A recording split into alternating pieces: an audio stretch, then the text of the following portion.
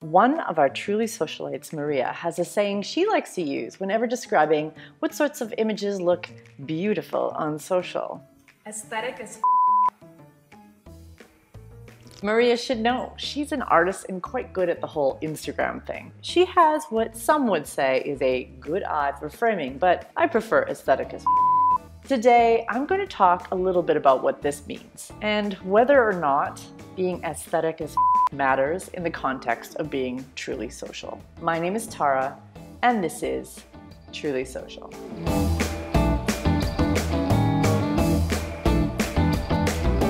A gorgeous Instagram stream is indeed a lovely thing. I'm definitely partial to the eye candy of a series of amazing images of food and scenery and things. However, it seems that since Instagram came onto the scene in 2010, they sort of turned social posts on their head.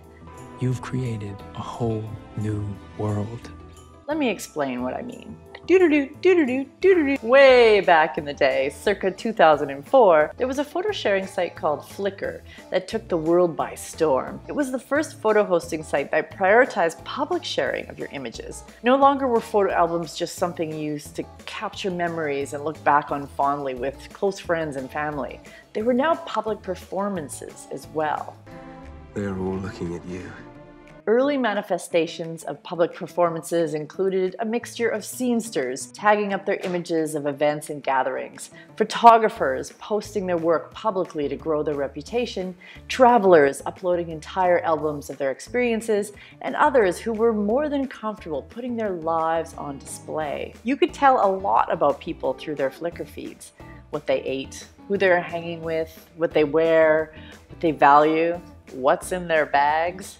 Tell me everything! A few people, especially the photographers, selectively uploaded 1 or 2 images per day and spent hours curating their albums to look gorgeous or aesthetic. But most of us just uploaded everything.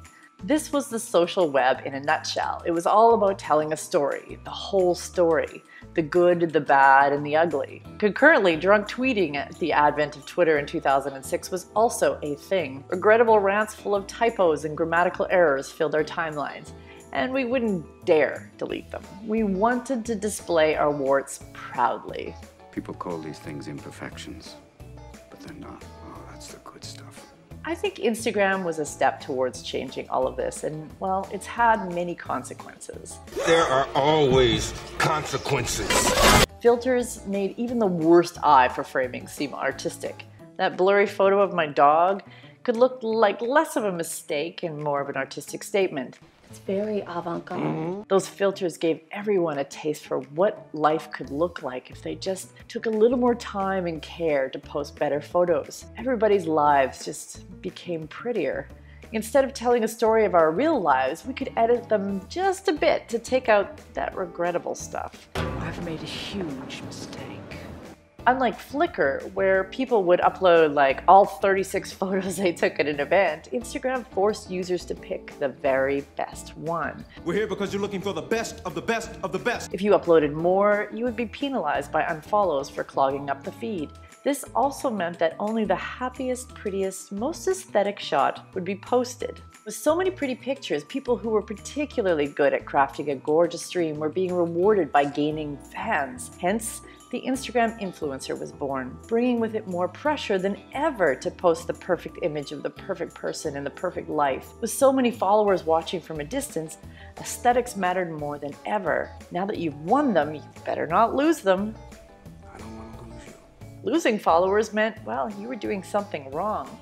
Now, I understand the need for some level of curation. Posting photos and articles and ideas should happen when you have something to post, not just haphazardly. If you post everything all of the time, how are your best ideas going to get noticed? But with the extreme curation comes a cost. We all know examples like Asana O'Neill, the Australian Instagrammer who found the pressure of perfection too much and had a total breakdown.